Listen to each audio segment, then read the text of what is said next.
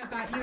Has a village hall ever played an important part in your lives? When you were younger, perhaps growing up, or a community centre? You were a bit nearer to Kilham Hall, weren't you, when you were growing up, Martin? Yes, that's right, yes. Yes, what did you used to do at Kilham Hall? Oh, we used to do band practice. Oh, really? Yes, Band practice? we were very pleased in 1983 when Metallica released the album Kill 'Em All. It was a fantastic coincidence. I don't understand.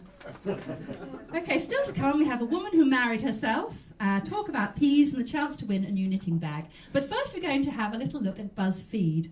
Now, Buzzfeed is an exciting compilation of weird lists on the internet, and this one is compiled by Mrs. Clack, and it's entitled 5 Local People Who Haven't Aged at All Well. You won't believe number 4. Thank you, Martin. Well, Mrs. Coyle's never exactly been a beauty, but these days she looks as though her facial features have been fired from the side of a cannon into the edge of a pink cliff. Number 2. Mrs. Irwit, the vicar's wife's chin, disappeared entirely around the time that peak practice went off air. I'm not sure this is related, but then again, it might not be entirely unrelated.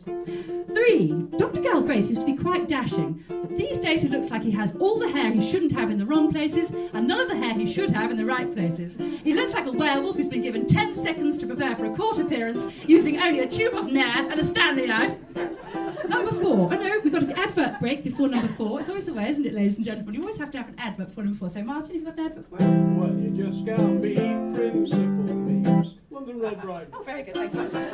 Next up, of course, we have Mrs. Taverner from round the corner, who's used so much Botox she can only use the finger in her right hand and needs 7 weeks' notice to smile or frown. Did you find that one harder to believe? Any harder than the others? I do hope you did. And finally, number 5 is Mrs. Wicks, the dentist's wife, who put her face into one of those search engine games where you can see which celebrity you most likely resemble. She was hoping for a match with Christian Scott Thomas, but she ended up being a 99% match for Whitby train station. Sorry. I really did enjoy that section. Thank you, Mrs. Clack, for those. Cruel but necessary. Now, it's...